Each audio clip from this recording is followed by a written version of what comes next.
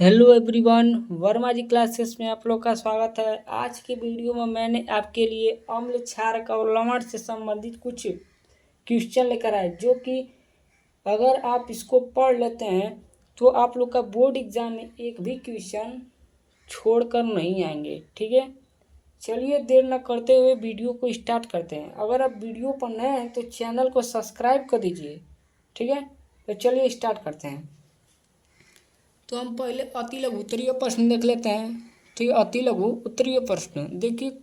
First प्रश्न है, अम्ल और क्षारक की आधुनिक अवधारणा क्या है? प्रत्येक का एक एक उदाहरण देते हुए स्पष्ट कीजिए। संबंधित रासायनिक समीकरण भी लिखिए। ठीक है, तो या ये सवाल ऐसे भी पूछ सकता है, अम्ल तथा क्षार की आधुनिक अवधारणा स्पष्ट कीजिए, ऐसे भी पूछ सकता है यही सवाल। या यही सवाल ऐसे भी पूछ सकता है, अम्ल तथा भस्म की आधुनिक अवधारणा दीजिए। एक प्रबल अम्ल तथा एक दुर्बल अम्ल भस्म का क्या किए, नाम भी लिखिए। ठीक है, तो इसका हम उत्तर लिख लेते हैं। देखिए उत्तर देख लीजिए। देखिए इसका उत्तर है, वे पदार्थ जो जलीय विलयन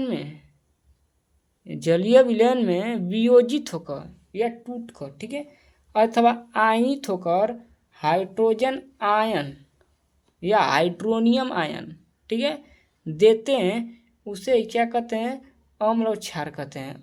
अम्ल क्षार नहीं, अम्ल सिर्फ कहते हैं। ठीक है, देखिए इसका एग्जाम्पल है। देखिए हाइड्रोक्लोरिक एसिड है ना, जब ये गर्म हुआ, देखिए इधर गर्म होता है तो ये हाइड्रोजन बनता है ना, ये हाइड्रोजन दे रहा है कि नहीं?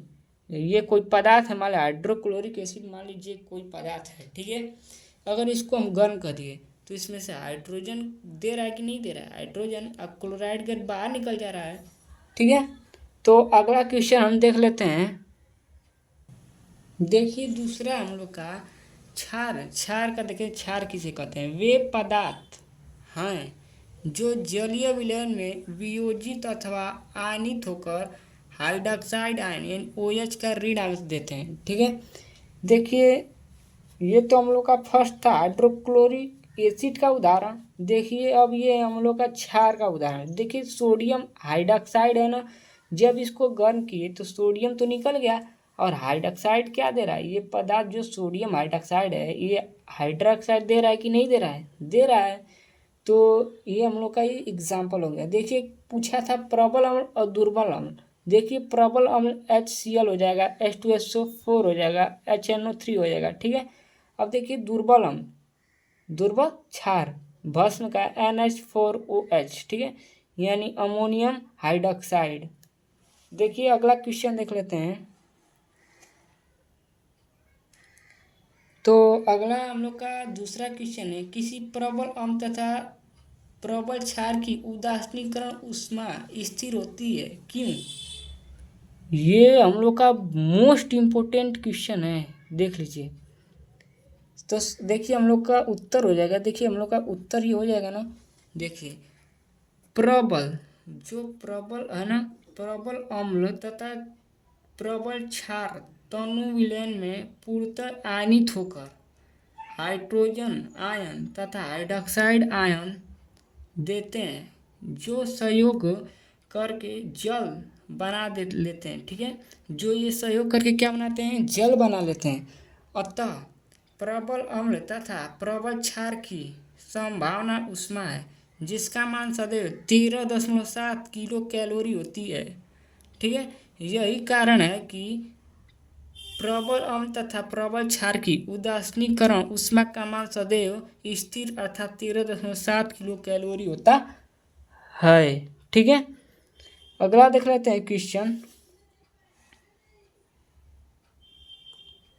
देखिए तीसरा क्वेश्चन है, अम्ल तथा क्षार की प्रबलता से आप क्या समझते हैं? स्पष्ट कीजिए। तो हम लोग का उत्तर हो जाएगा, अम्ल तथा क्षारों की प्रबलता अम्ल अथवा क्षारकों के आयनन की मात्रा उनकी प्रबलता कहलाती है। ठीक है, जिन अम्लों तथा क्षारकों के आयनन की मात्रा अधिक होती है उन्हें क्रमशः प्रबल अम्ल तथा प्रबल क्षार कहते हैं। इसी प्रकार जिन अम्लों तथा क्षारकों के आयनन की मात्रा कम होती है उन्हें क्रमशः दुर्बल अम्ल तथा दुर्बल क्षार कहते हैं। ठीक है, मुझे आशा आपके समझ में आ रहा होगा। चलिए अगला देख लेते हैं क्वेश्चन। अगर आप इसको याद कर लेते हैं, ये आप लोग का 6 नंबर का है क्वेश्चन। देखिए चौथा क्वेश्चन है, आयनन सिद्धांत के आधार पर समझाइए कि हाइड्रोक्लोरिक अम्ल क्यों है तथा सोडियम हाइड्रोक्साइड क्षार क्यों है। ऐसा हम लोग को समझाना है। ठीक है, देखिए आयनन सिद्धांत के अनुसार अम्ल वे पदार्थ होते हैं जो जलीय विलयन में घोले जाने पर क्या देते हैं, हाइड्रोजन आयन देते हैं। ठीक है, यानी HCl है, इसे जल में आयनित होकर क्या दे रहा है, हाइड्रोजन दे रहा है ना, तथा क्लोराइड देता है। अतः यह एक क्या है, अम्ल है। अतः यह क्या है, अम्ल है। ठीक है, देखिए हाइड्रोक्लोरिक एसिड है ना, जब इसको गर्म कर दिए, देखिए गर्म है, यहाँ पर ठंडा यानी इधर का है। ठीक है, जब ये गर्म किया है तो ये क्या निकल रहा है, हाइड्रोजन निकल रहा है, क्लोराइड निकल रहा है ना, तो क्या हो गया हम लोग का अम्ल का। देखिए इसी प्रकार क्षार वे पदार्थ होते हैं जो जलीय विलयन में हाइड्रोक्साइड आयन यानी OH का ऋण आवेश देते हैं। तो सोडियम हाइड्रोक्साइड जल में आयनित होकर क्या दे रहा है, सोडियम का धन आवेश तथा हाइड्रोक्साइड का क्या दे रहा है, ऋण आवेश।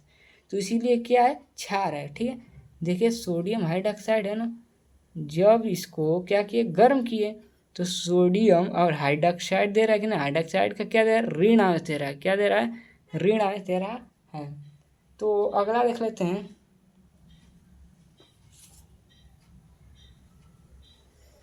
देखिए अगला है हम लोग का, ये बड़ा थोड़ा क्वेश्चन हो जाएगा।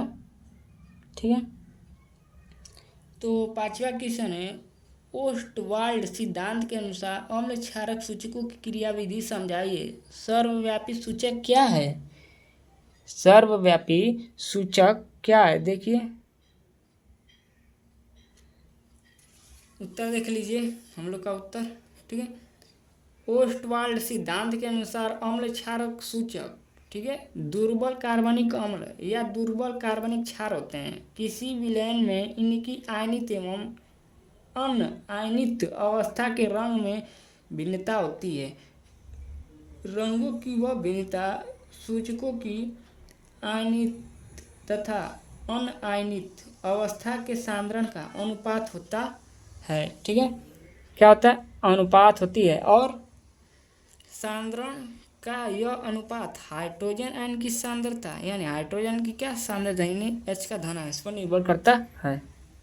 देखिए हाइड्रोजन आयन सांद्रण में परिवर्तन के साथ सूचकों के रंग में भी परिवर्तन हो जाता है। अम्लीय सूचकों के द्वारा रंगीन ऋण आयन तथा क्षारीय सूचकों के द्वारा रंगीन धन आयन बनाते हैं।